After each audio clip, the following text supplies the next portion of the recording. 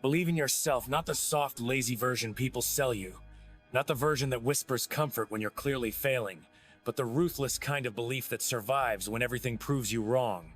Because real belief is not born from confidence. It is forged in humiliation. In nights where you stare at the ceiling knowing you disappointed everyone, including yourself. In moments where the world doesn't just doubt you, it ignores you completely. And that silence is louder than any insult. Because when nobody expects anything from you, when your name carries no weight, no respect, no future attached to it, that's when belief becomes a weapon instead of a feeling.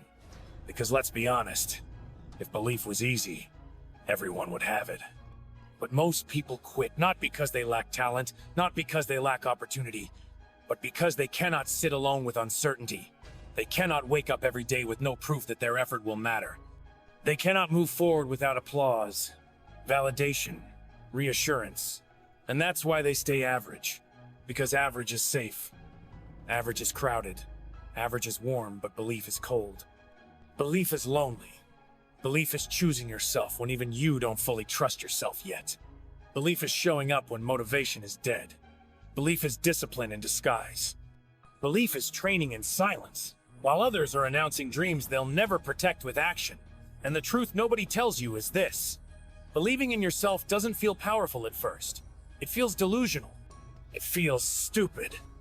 It feels like lying to yourself, while reality laughs back at you. Because you will fail. Again and again. You will fall short. You will look weak, unprepared, behind. And every failure will try to negotiate with you. It will say, maybe this isn't for you. Maybe you should be realistic. Maybe you aim too high. But those voices are not wisdom. They are fear wearing logic. Because realism has never built anything extraordinary. And history was never written by people who waited for permission to believe. It was written by people who moved with no guarantee. People who chose belief when facts said otherwise. Because facts describe the present. Belief creates the future.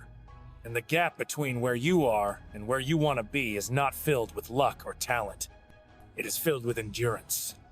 The ability to keep going when belief is the only thing you have left. And understand this clearly: believing in yourself does not mean you feel confident every day. It means you refuse to quit on days you feel worthless. It means you keep your standards high, even when your results are low. It means you respect your future self enough to suffer now. Because deep down, you know something most people don't want to accept. Pain is temporary. Regret is permanent. And the people who tell you to be patient while doing nothing are not patient. They are stagnant. Patience without action is just fear with good manners. And belief without action is just fantasy. So if you truly believe, your habits will change. Your circle will change. Your priorities will change. Because belief is not a sentence you repeat in the mirror. It's a lifestyle that demands sacrifice. It demands saying no when it's uncomfortable. It demands choosing discipline over dopamine. It demands working when nobody is watching, and continuing even when nobody cares. Because the hardest part of believing in yourself is accepting that nobody is coming to save you. No mentor, no miracle, no perfect moment. And once you accept that, once you stop waiting, something dangerous happens. You become responsible. And responsibility is heavy. Because now failure has no excuses. But it also means success will be undeniable. Because when it finally works, when the results show up quietly one day without warning, nobody will understand the years of doubt you survived. The times you almost quit. The times belief was the only reason you didn't disappear into mediocrity. And that's fine, because belief was never about them. It was about the version of you that refuses to die unnoticed. The version of you that knows there is more inside than what the world has seen so far. And yes, there will be moments when belief feels fragile. When one mistake makes you question everything. When comparison steals your confidence. When someone else's success feels like proof of your failure. But listen carefully, their path is not your timeline. And comparison is the fastest way to betray your own potential. Because you don't see their full story. Just the highlight. Just the victory. not the cost, not the discipline, not the isolation.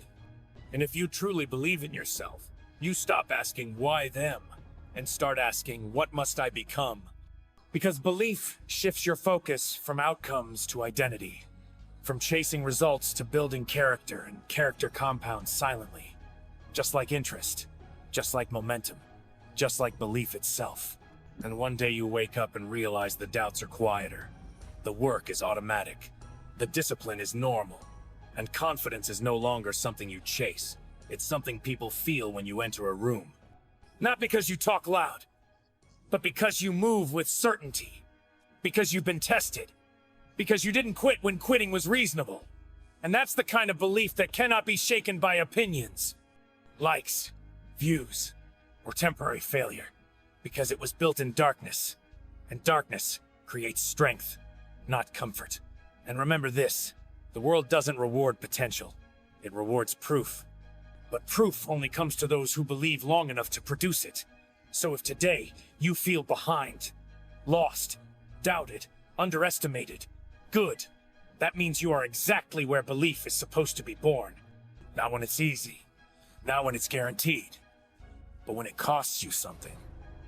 And if you can hold on just a little longer, if you can stay consistent while others get distracted, if you can protect your belief from noise, excuses, and fear, there will come a moment quiet, ordinary, almost unnoticeable when everything shifts, when effort meets opportunity, when preparation meets timing. And suddenly the same people who doubted you will say, I always knew. But you'll know the truth. Belief carried you when nothing else did. Belief turned weakness into discipline, discipline into skill, skill into confidence, and confidence into inevitability. And by then, you won't need to shout. You won't need to prove anything. Because your existence itself will be evidence that believing in yourself was never foolish, it was necessary. Necessary. Because without belief, you are just reacting to life. Instead of shaping it, and reacting keeps you small, predictable, controllable, while belief makes you dangerous in a quiet way. Because a person who believes doesn't need approval, doesn't beg for chances, doesn't fold under pressure. They adapt, they sharpen, they evolve, and evolution is violent before it is beautiful. It strips you of comfort, habits, people, excuses, and illusions. Because belief forces you to confront the hardest truth of all, that your life is the result of your choices, not your circumstances. And once you accept that, you can never unsee it. You can never blame the system, the past, the timing, or anyone else again. Because belief hands you ownership, and ownership demands work. Boring work, repetitive work, lonely work. The kind of work that doesn't look inspiring on social media. The kind of work nobody claps for. But that's exactly why it works. Because most people chase intensity, not consistency. They want motivation, not mastery. They want quick wins, not long-term dominance. And belief understands something deeper. That greatness is built slowly, painfully, invisibly, and then revealed suddenly. And this is where most people break. Not at the beginning, not at the first failure, but in the middle. Where progress is too slow to be exciting and too hard to be comfortable. That middle is the graveyard of dreams, and belief is the only thing that survives there. Belief whispers, stay, when quitting would be logical. Belief keeps your standards alive when results are disrespecting you. Belief teaches you how to suffer with purpose instead of escaping into distractions. And make no mistake, distractions are the enemy of belief. Because belief requires presence, focus, obsession even. And the world will try to dilute that obsession with noise, trends, opinions, shortcuts, and comfort disguised as balance. But balance is earned, not given. And until you earn it, obsession is the price of transformation. Because you cannot casually become uncommon. You cannot half believe and expect full results. And every time you choose comfort over commitment, you weaken the muscle of belief. Until one day you wake up talented but undisciplined, dreaming but inactive, inspired but inconsistent.